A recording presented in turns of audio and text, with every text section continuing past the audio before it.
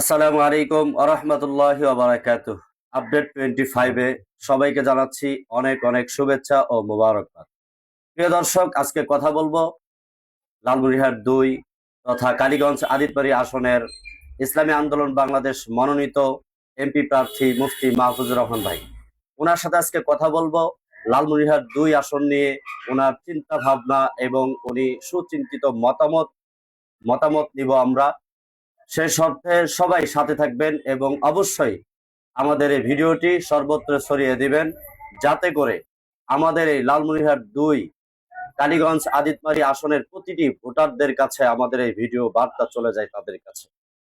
প্রিয় দর্শক, সবাইকে ভিডিওটি কন্টিনিউ করার জন্য অগ্রিম ধন্যবাদ জানাচ্ছি। আসসালামু আলাইকুম রহমতুল্লাহ। ওয়ালাইকুম আসসালাম রাহমাতুল্লাহি ওয়া বারাকাতুহু। মোহতারাম, কেমন আছেন? জি আলহামদুলিল্লাহ, আপনি কেমন আছেন? আলহামদুলিল্লাহ, আমি অনেক ভালো আছি।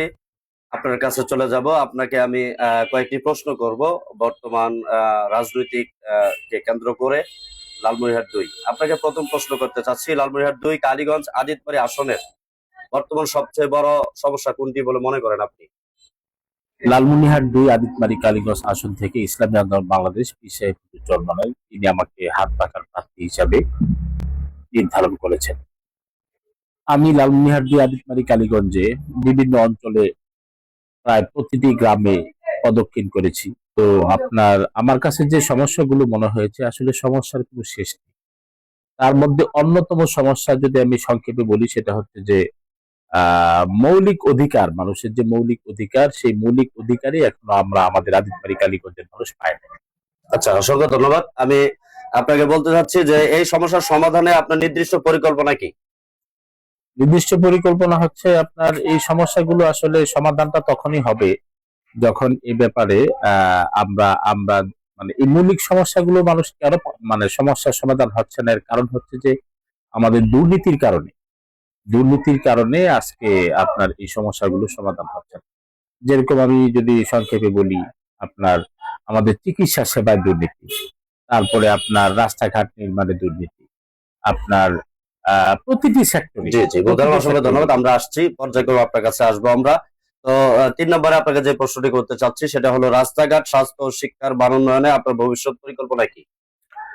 আমি বলছি যে আসলে এই দুর্নীতিটা যদি আমরা বন্ধ করতে পারি, তাহলে প্রতিটি সেক্টরে উন্নয়ন করা সম্ভব।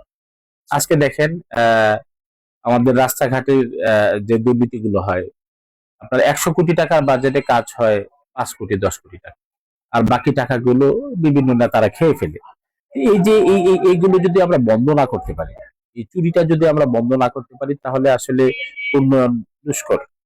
আর যদি আমরা 100 কোটি টাকার 100 কোটি টাকাই কাজে লাগাতে পারি, তাহলে ইনশাল্লাহ দেখবেন যে রাস্তা তৈরি হবে, সেই রাস্তা 100 বছরে কিছু হবে। ঠিক আছে, সেজন্য আমি বলতে চাই যে চিকিৎসা খাতের কথা আপনি বললেন, চিকিৎসা খাতেও দুর্নীতি আমরা দেখেছি যে আমাদের আদিতমারি কালীগঞ্জের 2টা স্বাস্থ্য কমপ্লেক্স, হ্যাঁ, একটা হলো আদিতমারি আর একটা কালীগঞ্জ। 2টি স্বাস্থ্য কমপ্লেক্সে আসলে আপনার চিকিৎসার নামে যেটা করা হয়, শুধুমাত্র যে কোনো রোগের জন্য যাবেন, দেখবেন যে একই ধরনের ট্যাবলেট দিয়ে দেয়, প্যারাসিটামল, লাফা, এগুলো দিয়ে দেয়। এর চেয়ে ভালো কোনো ওষুধ আমাদের আদিতবাড়ি কালীগঞ্জের ভাগ্যে জোটে না। এগুলো সমাধানের জন্য আমাদের আসলে বড় পরিকল্পনা নেওয়া উচিত। বিশেষ করে দুর্নীতির ক্ষেত্রে আমাদের ইসলামী আন্দোলন বাংলাদেশ পিছিয়ে চরমনায় তিনি জিরো টলারেন্সের ঘোষণা দিয়েছেন। আমরাও সেটা বলছি যে আল্লাহ তাআলা যদি আমাকে কবুল করে, তাহলে এই দুর্নীতির ব্যাপারে সর্বোচ্চ ভূমিকা আমি পালন করব। দুর্নীতির বিরুদ্ধে একদম জিরো টলারেন্সের অবস্থানে আমি থাকবো। অসংখ্য ধন্যবাদ। আসলে আমাদের সময় সংক্ষেপ। আসলে মোহতারাম, আমরা আপনার 4 নম্বর প্রশ্নের উত্তরে আমরা 5 নম্বরের উত্তর পেয়ে গিয়েছি। অসংখ্য ধন্যবাদ আপনাকে। 6 নম্বর যেটা আমি বলবো সেটা হলো জনপ্রতিনিধি হিসাবে জবাবদিহিতা নিশ্চিত করতে আপনি কিভাবে কাজ করবেন?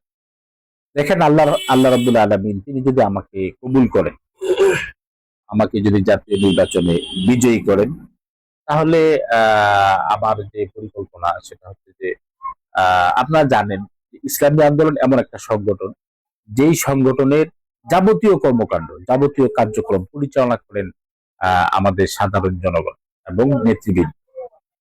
তার মানে হলো জনগণকে নিয়েই, এবং নেতৃবৃন্দ, দলীয় নেতৃবৃন্দ এবং জনগণকে নিয়ে আমাদের রাজনীতি। এখন জনগণকে নিয়ে যখন রাজনীতি হবে তখন জবাবদিহিতা আমাকে অবশ্যই জনগণের কাছে করতে হবে।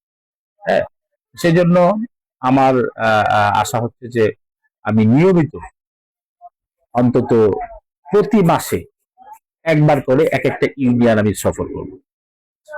16টা ইউনিয়ন, হ্যাঁ 16টা ইউনিয়ন চেষ্টা করব প্রতি মাসে প্রতিটি ইউনিয়ন সফর করা, এবং আমাদের যে আমরা একসাথে বসবো বিভিন্ন ইউনিয়নে, যে সেখানে শোনার পরে সেটা কিভাবে সমাধান দেওয়া যায় সে ব্যাপারে আমি আন্তরিকভাবে চেষ্টা করব। আমার কথা হলো, আমাদের একটা কথা বলা হয় মাটি ও মানুষের নেতা। জি মাটি ও মানুষের নেতা তো ভাই ওই ঢাকায় 20 তলার উপর বসে থাকবে না, তাই না? জি জি। মাটি ও মানুষের নেতার মানেই হলো তাকে যদি তুমি মাটিতে বসাও সে মাটিতে বসবে, যদি তাকে 20 তলায় বসাও 20 তলায় বসবে, এসি রুমে বসাও সেখানেও বসবে।